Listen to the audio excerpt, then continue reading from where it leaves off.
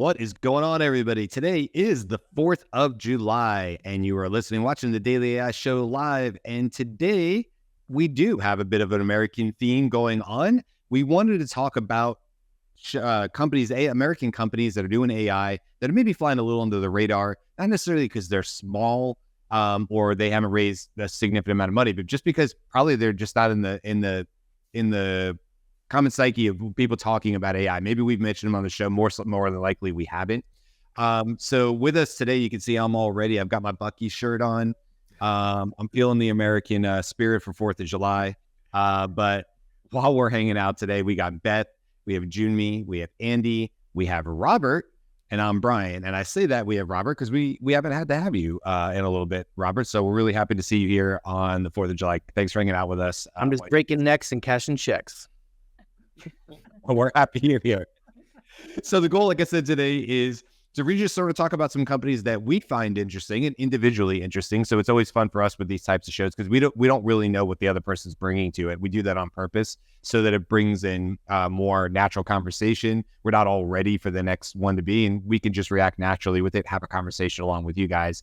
If you're hanging out with us on the comments, thanks. Appreciate you guys being here, hanging out with us on if you're in America on American holiday.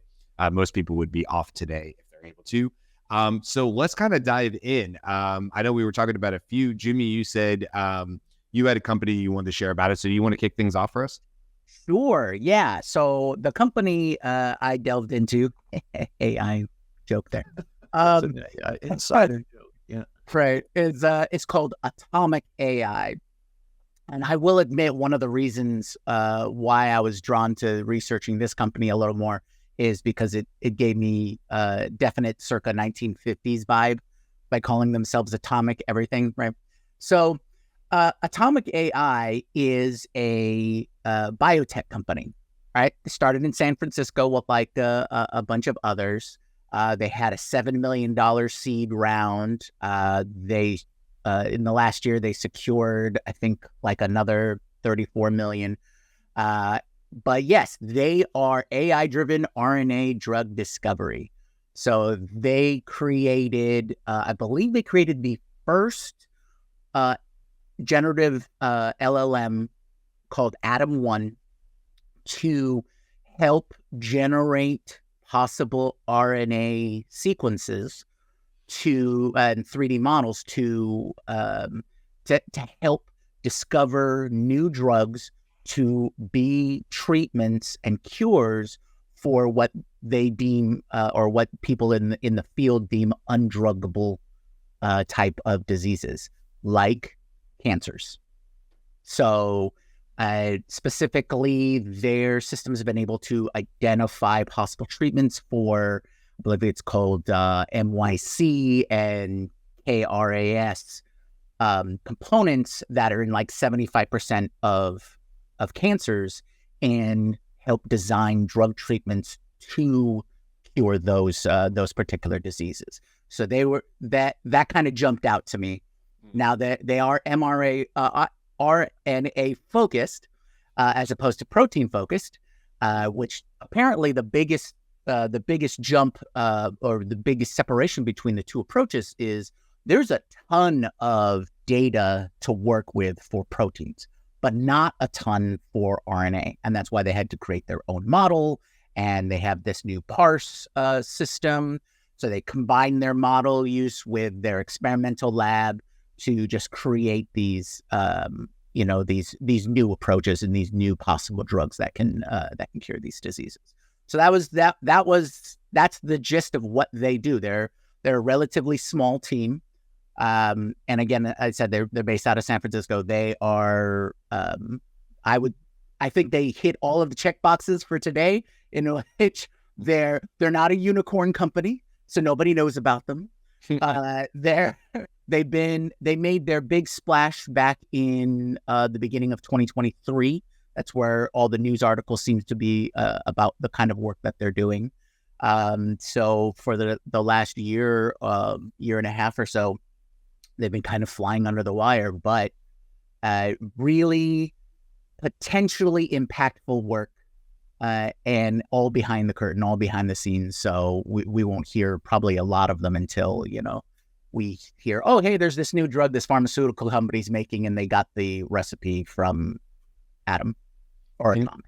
You have to appreciate when a company can still fit everybody that works in the company. I'm assuming everybody that works. Right. Indiana Singapore, definitely.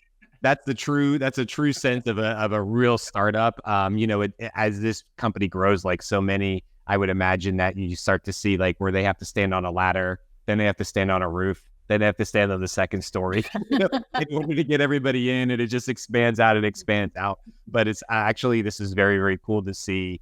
What I assume, of course, I don't know, but what I assume is actually their team there. So good call out on that. That's really, really cool. And also, I think it's just, I'll just say personally, I love seeing these stories over and over again about what they're doing with this same thing with RNA, or they're going into the proteins, or they're using synthetic data, any of the above here, where these companies are going in and really trying to find these like novel ways of creating new drugs to combat disease and things like that. I truly believe that this may actually be the cure for cancer and other, major disease states and stuff like that. Of course, there's many, many different types of cancer. So, but I really do. I think in my lifetime, I'm more confident than ever based on companies like this and, AI, that we're going to get there, because now we're able to do the work of literally thousands, if not millions at some point, of the smartest humans in the world, all concurrently working without break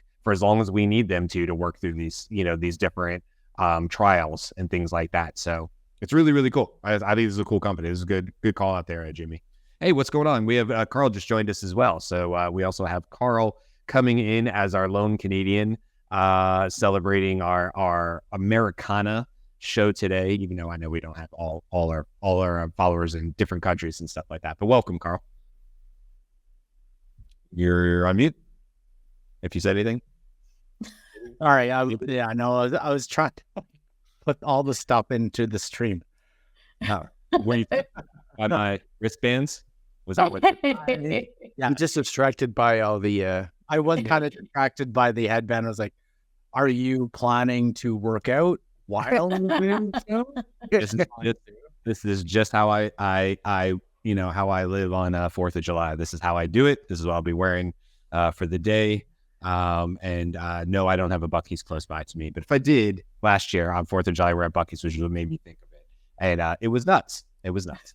If you don't know what Buc-ee's is, if you're listening to this, you're like, what is he talking about? Buc-ee's is a very, very large gas station. That's the best way to put it. It kind of fizzled after you said gas station. It's like, it's the gas station. Yeah, it's a very big gas station. Like it's a theme park. You'd think it was a theme park by the look of the shirt, but no. But basically a gas station, but it's a gas station that has over 100 pumps. Yeah. Right? 100 places to get gas. And I don't know how many square feet the inside of it is, but it looks more like a small Walmart inside the gas station than it does a gas station. So go check out Buc-ee's. It's BUC-EES if you want to see the craziness that is Buc-ee's. It's a very American type thing, so it's very appropriate for today. I would love to go. It's just, isn't it only like in Texas? Or actually not anymore. The largest one is actually Tennessee. They just launched the largest in Tennessee. Yep. Texas, Florida, Georgia. I've been to the one in Georgia, south of Macon.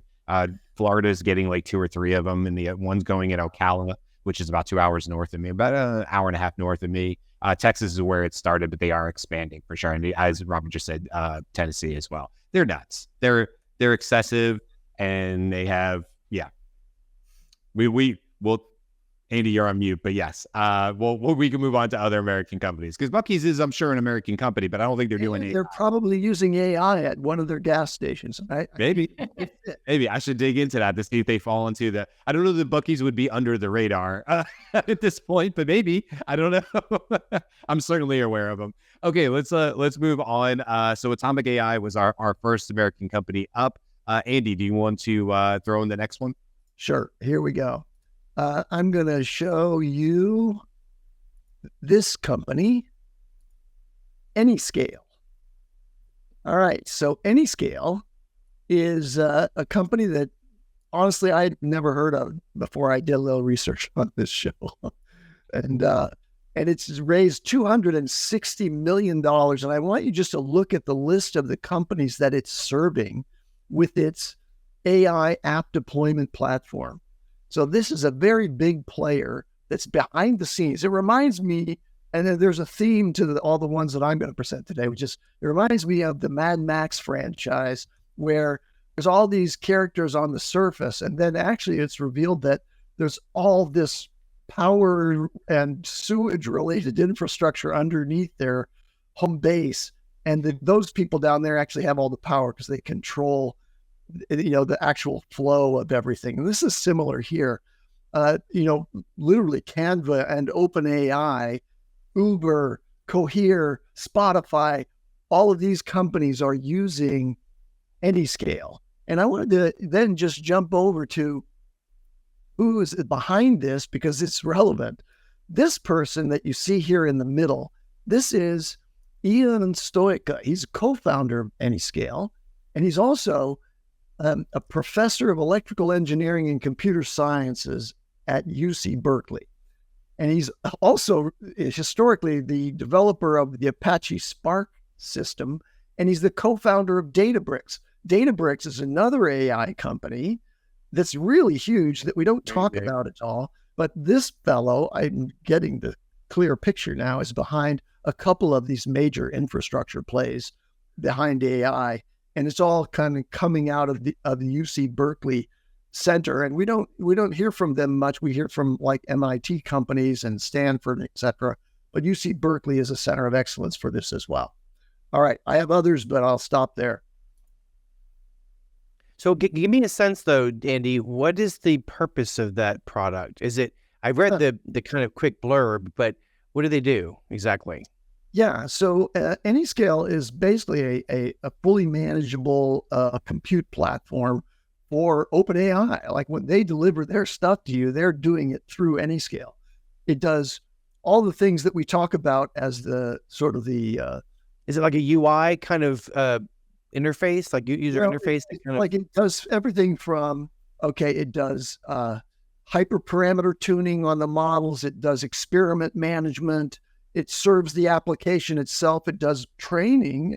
It does orchestration of all the different components, explainability and observability. It's like a full featured console for everything that an AI company wants to deliver. It's an AI company that serves AI companies.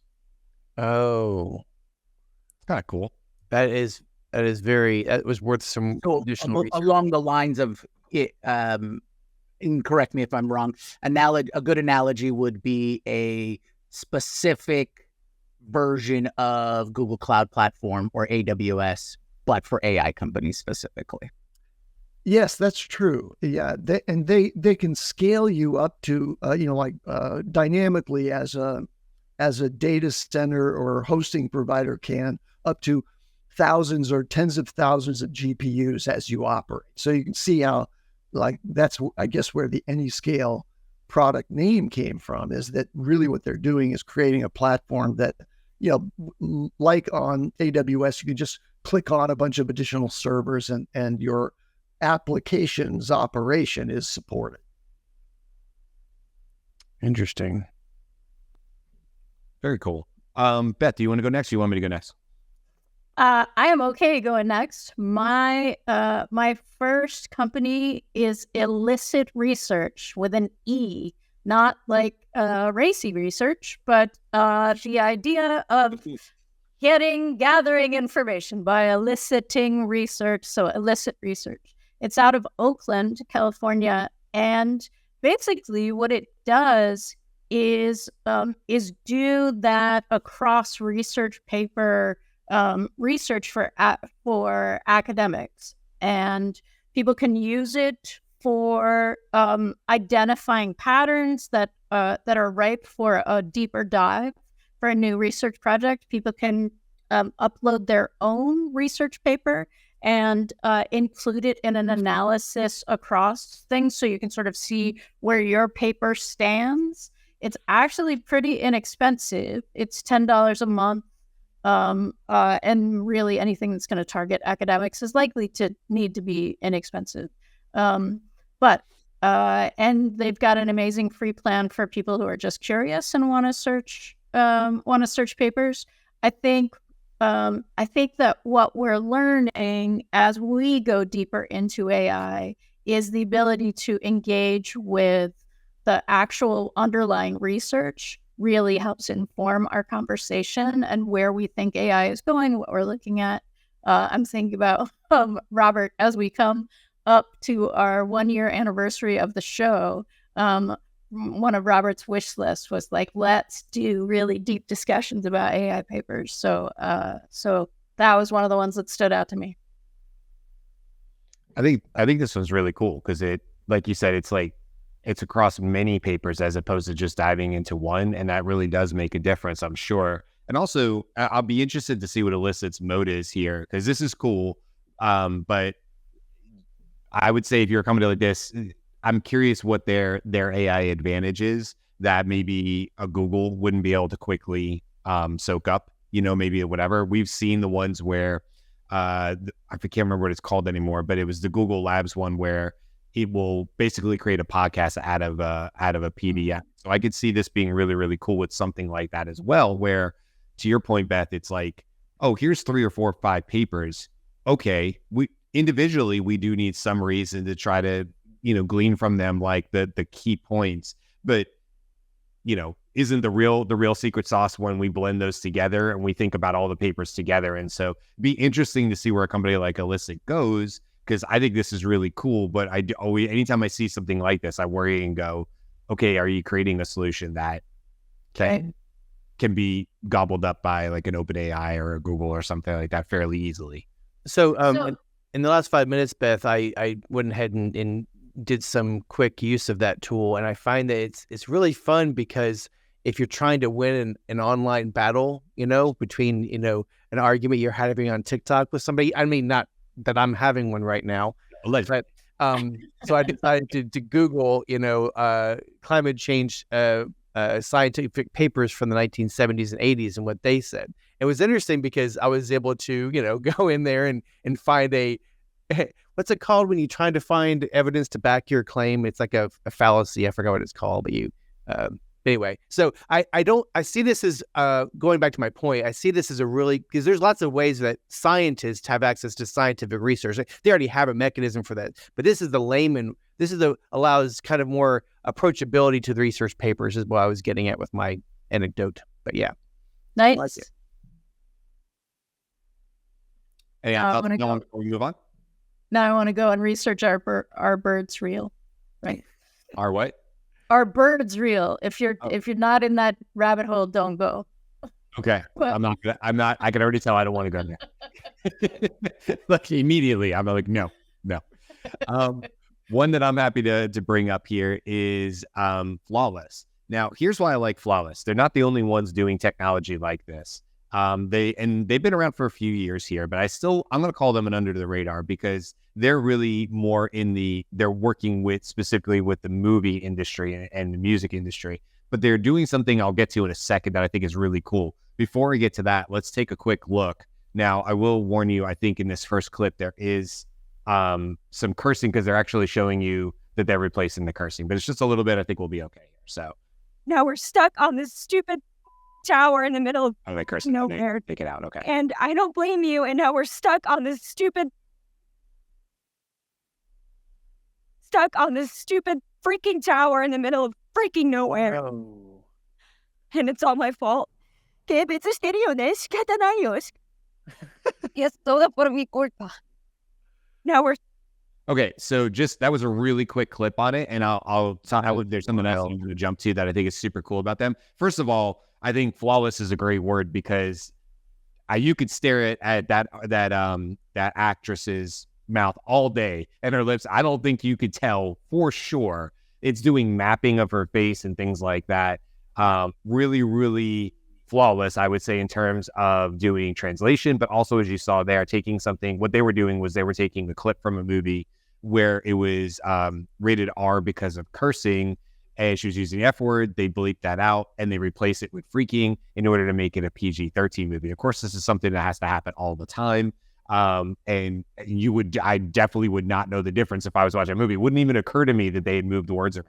But of course, they can go bigger than this. What they're saying is like, this is a tool that they can use when there's a retake that has to happen after the fact that they say cut, or maybe the director is like, oh, based on this, that, and the other, we need to change this word because the story changed after the fact. And of course, that cuts way down on reshoots. But that's where it brings in this really cool thing called art.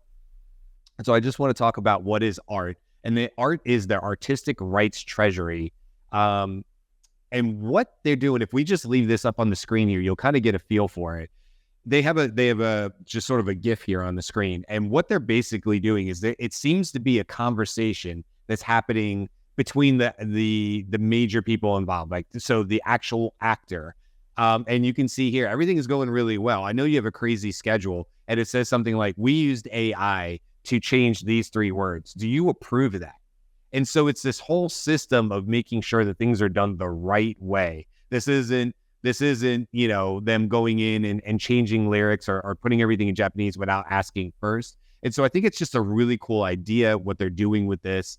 It's rights-enabled AI workflows.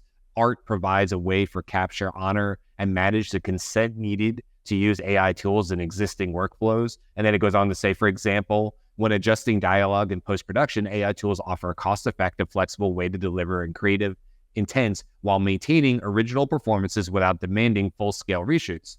To do this, however, likely requires a specific agreement upfront or at the time this virtual reshoot takes place. Handling this transparency creates the fairness and protection needed by both individual and corporate creators and rights holders. I just think this is super cool. We see lots of tools that are doing very cool things with, you know, video manipulation. We're seeing more and more of it. Runway we'll be talking about pretty soon. And of course, Sora and all these other ones where it's complete AI generation. We're also seeing where, you know, 11 Labs and other ones where you can dub to script now, you can dub and stuff. This is at another level. This is at that high industry level. And on Jyunmi, if you're sort of in this world a little bit, you know, if you want to talk on this, but this isn't something I think we're going to play with on our phone right now. This technology is, I would assume, way too high for that. But it's very cool that they're doing it the right way, that they're starting with the end user in mind. And do we have the rights to do this? And one of the things they actually talked about in that press release is that they got, it's this one right here. Sorry, really quick. I'll bring it back up on the screen. They acquired English-speaking distribution rights to Michel Gondry's director's Fortnite title, The Book of Solutions. Now, I don't know what that is, okay? But apparently it's very, very popular, but it's in French. And so they actually worked with the creator of the book, this guy, Michel Gondry, to get the rights. And they're partnering with another company called XYZ Films, which will help with distribution. And Flawless is going to change that. It's going to make it so it's dubbed in English, but with all the voices moving and stuff like that. But they did it with the consent because that's what the author of the book and the creator of the film wanted to do. So anyway, just super cool. But hey, Jyunmi, do you have any thoughts on this? Yeah, I agree. This is a great approach. In what it looks like to me is they're trying to bridge the inevitable tidal wave of, you know, AI tools and AI influence in filmmaking. And so they're sort of threading the needle with this, like you said, this art approach or their technology, the way that they are taking it from a rights management approach, identifying or even just creating precedent in this case, because there really isn't any. Not in this specific case. You know, there are likeness rights and things like that, but we really haven't established yet a baseline like digital right. And so they're just they've created a system that seems to address some of those issues.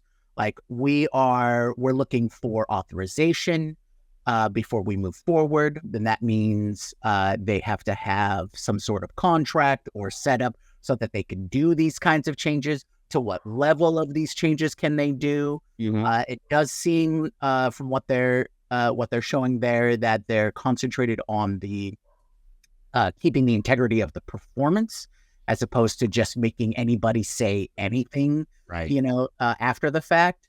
So I'm sure a lot of it is to help keep their narrative of, hey, we're just a tool here to help adjust or fix things that you couldn't do at the time.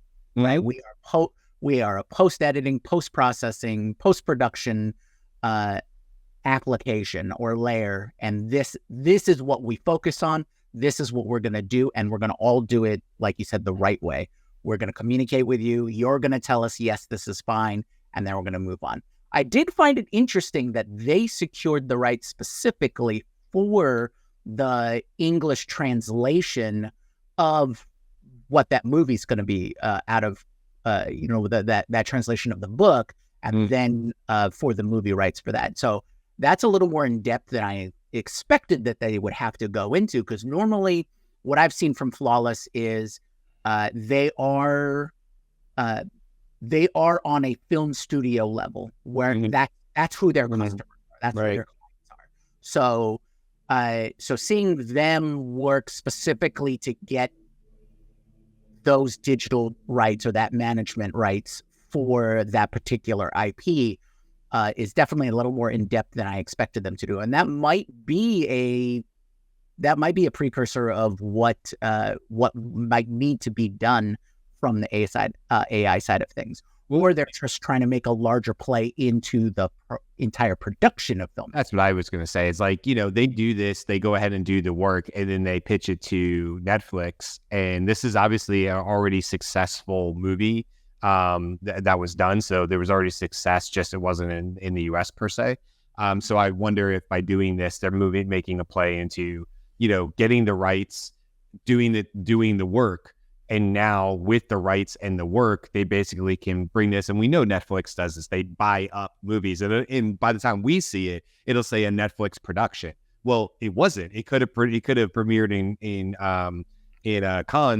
Cannes, whatever it is, the filming thing. Cannes. I didn't get any of them right. Cannes. It's okay. Cannes. We'll go with that. You went to France. You should know this. Well, maybe my wife will know this. Yeah. A few days. They premiere there, and then anyway, Netflix will say, oh, it's a Netflix, because they bought the rights to it. So I'll be curious to see if they do that with this one. Anyway, it's a very cool idea. They say increase onset efficiency, perfect your story, design for editors, immersive audience experience, increase revenue. So you can see where, these are the bulleted taglines on their site. So you can kind of see what they're actually going for on this one. So anyway, that's one of them. I have another one, but we'll kind of go around. I don't think have we gotten everybody? We're going to go second round. We got a little bit more time here. Karl, did you have any, or I know Robert, we were talking before we went live on it. Karl, do you want to call out any Canadian companies? I mean, it's okay. It has to be an American one, right? No, yeah. Listen, what Canada Day was what Monday? It's Independence Day. So the one that I've been following closely for a bit is harveyai. It is the one for legal and lawyers. And I think they just opened, I just saw in the New York Business Journal that they opened their first New York office, and they're trying to hire a bunch of lawyers too, which is kind of neat. Some of the things it does, is it's trained on legal data. I'm not sure if it's using some of the bigger models or its own model. I'm not sure of that. It's multi-jurisdictional, so it's across different legal systems and jurisdictions worldwide. And supports a variety of legal practices, corporate law, litigations, trial, and so on. Does legal research. They tout complex reasoning, so it's supposed to handle extensive domain knowledge and capabilities. So I'm curious to see, says anything from answering questions about complex litigation scenarios. So obviously, as the models get better, this gets better. And some of the things they do for so they do document analysis and drafting, contract analysis, workflow automation, multi-stage reasoning, firm-specific training. So law firms can obviously train it on their data. That makes sense. And then for like specific law firm support, I don't subscribe to this, so it'd be very interesting to see what specifically the product actually does, like what all the specific things that you could do, but it does say the whole bunch of from legal research to contract analysis. Now, here's the question I have for this, because they were trying to get a huge funding round in the 500, 600 million range. I think they're now asking in the 100 million range at a valuation of 1.5 billion. So they're looking for that. I think Google is one of their investors. So it'd be interesting to see how this moves forward. It goes forward in the future. And if a company like as the reasoning capabilities of the models get better, will something like this still exist? Because if I was reading all the things that they do, technically a ChatGPT or a Gemini or any of the models could technically do it. Maybe not the automation part, but some of the reasoning part, analysis part, document drafting, does it really need to be fine-tuned? So that's a question I have, but it was just an interesting one for a very specific industry that... You know what this reminds me of, Karl, is Cassidy.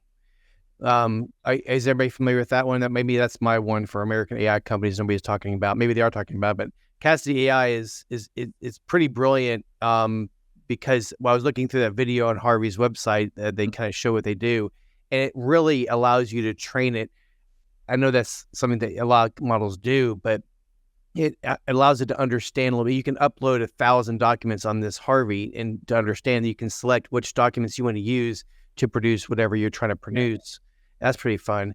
Cassidy does similar. You're giving it a knowledge base. You're constantly updating it so that you can ask it questions. So it's like a RAG, but not quite as limiting as a RAG. It's more modular. I just love Cassidy. So I think what the interesting piece of this is one of my friends who practices law says that from a trial law perspective, AI probably won't replace, just because there's so many different elements and you're in trial, right? But if you're a barrister or someone who doesn't go to trial, then it's like, if you're in high school and that's where you want to go, probably not the best idea to go in it. Just because... and for those who are American who don't understand what a barrister is, they're the ones that wear the wigs, and they're weird. What? Really? That's the UK barrister. The UK barristers, they wear the wigs. At least from my experience from a fish called Wanda, and he wore a wig. What is it called with a person who works at the bar? Aren't they a barrister? Not in the United States.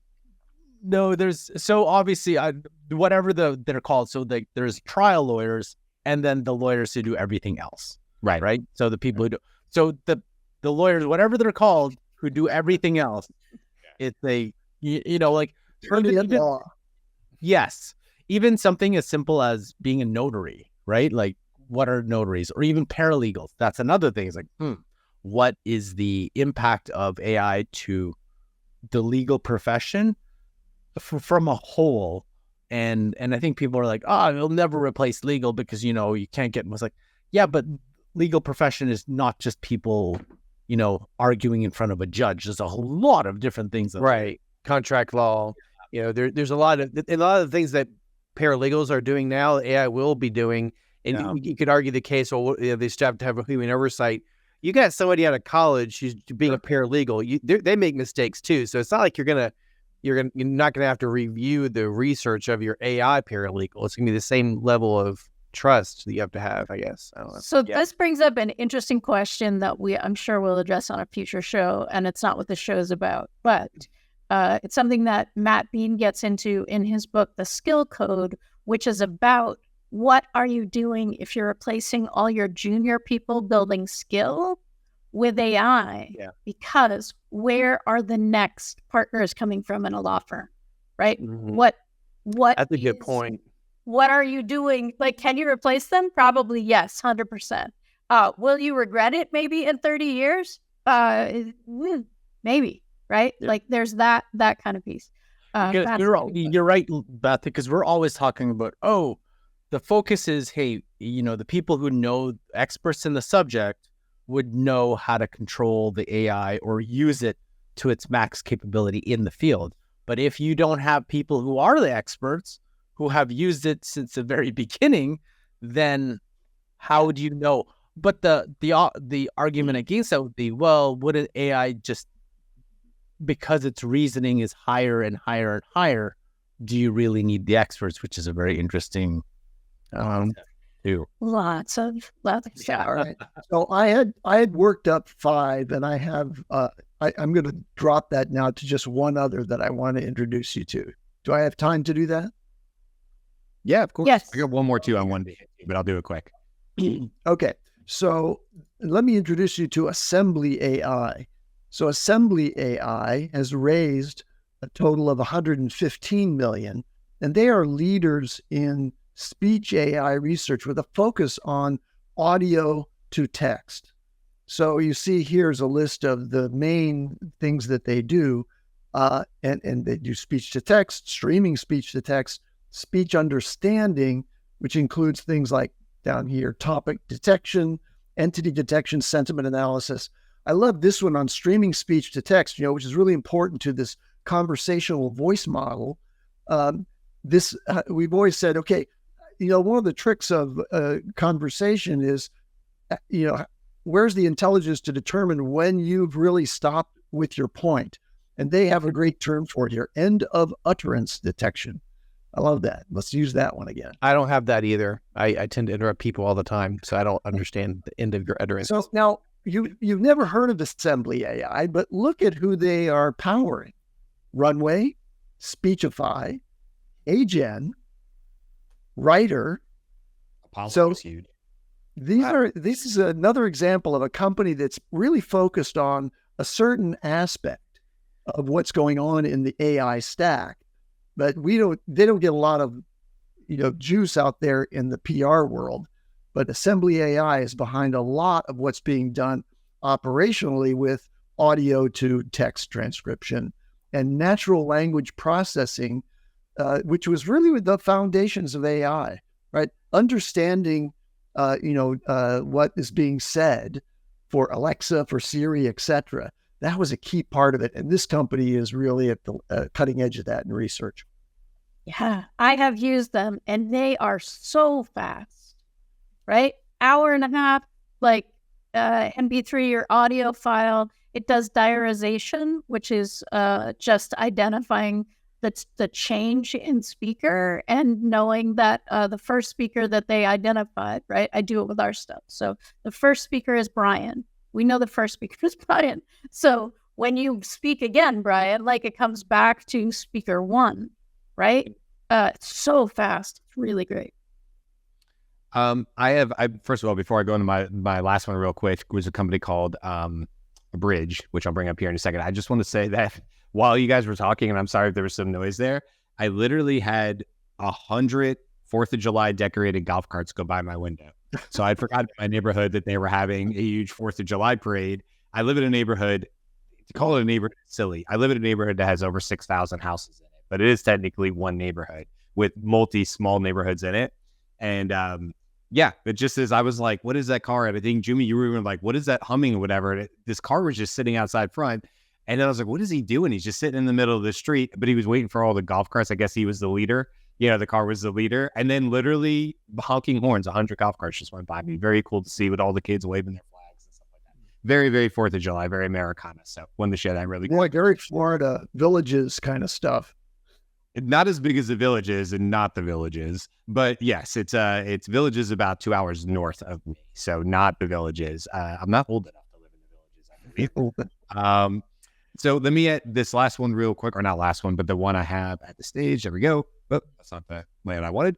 Abridge. So getting back into the healthcare space here a little bit, and actually kind of similar to some of the other companies we have talked about, where essentially we're looking for, efficiencies. We're looking for AI to help with processes that are happening, I think, 1,000 times a day across the world, but definitely across the US.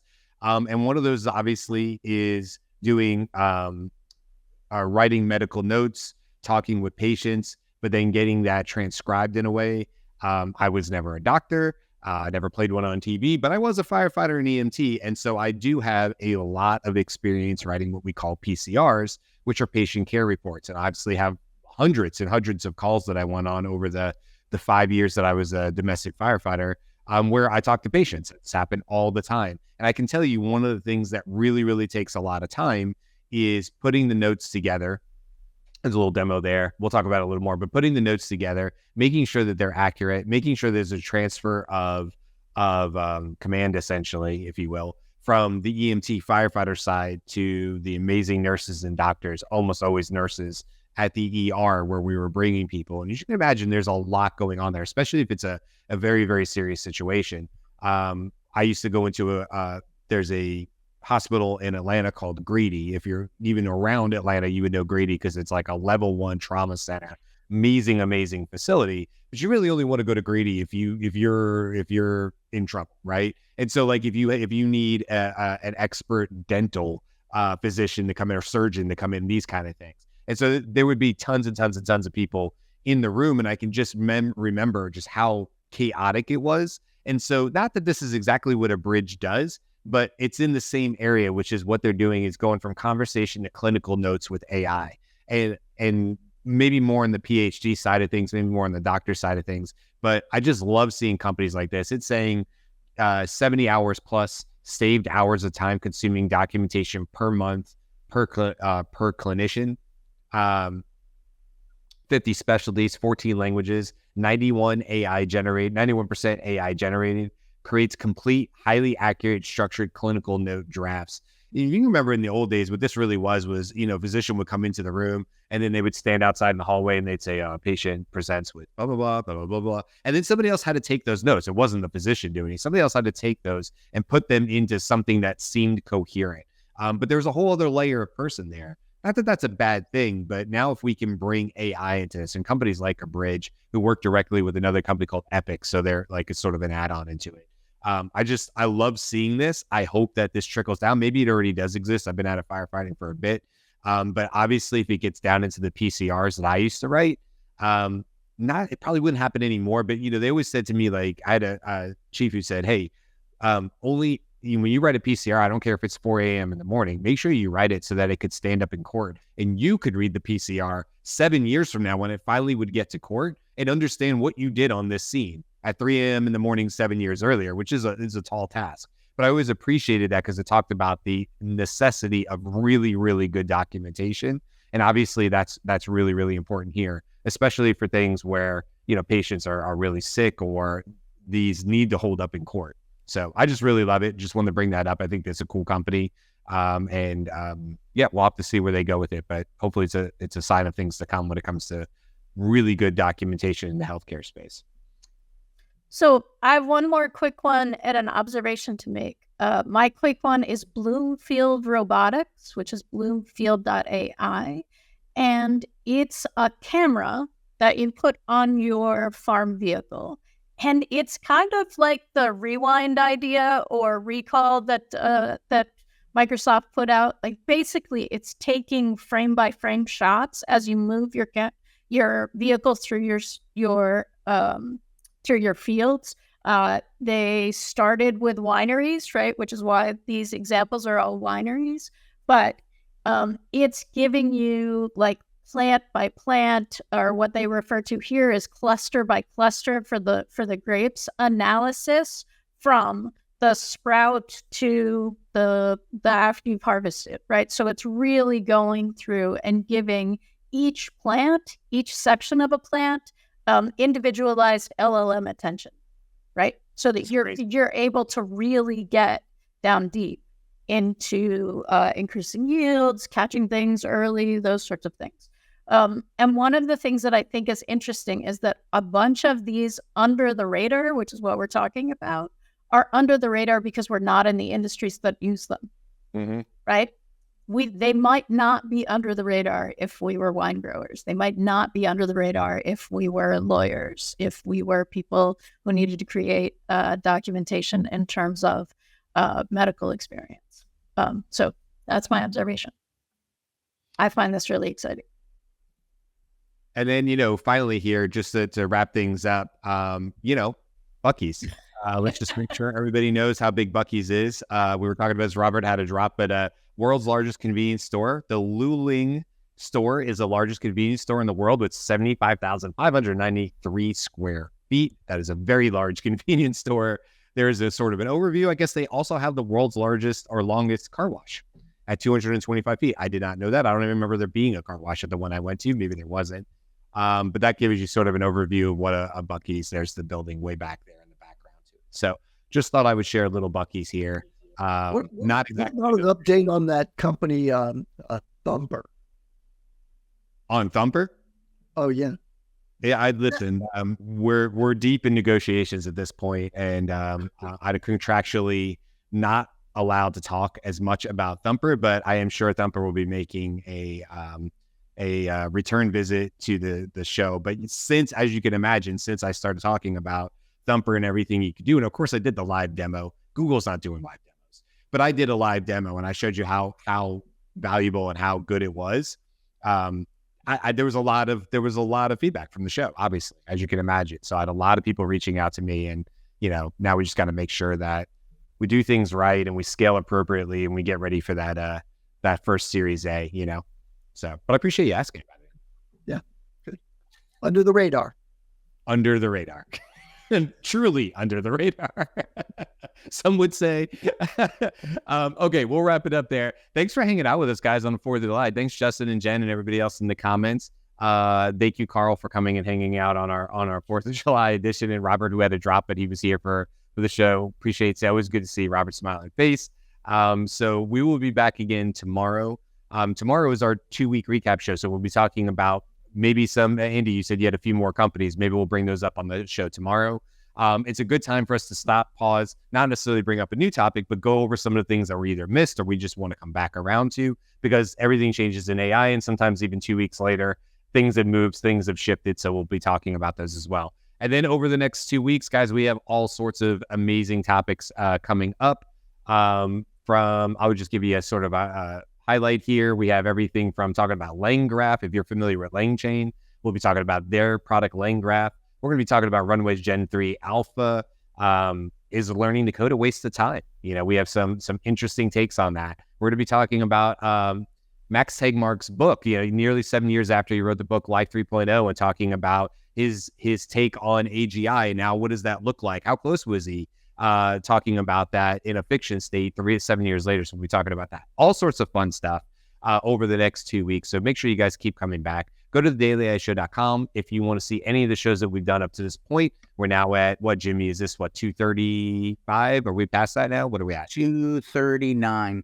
239. So 239 live episodes at this point. You can check them all out at thedailyishow.com or go to YouTube if you want. You can also sign up for our newsletter. Our 5th edition will be coming out this Sunday, and we cover a whole lot more in the newsletter than what we just talked about on the show.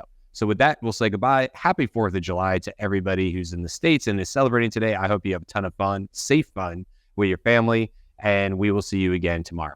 Bye, guys. Aloha.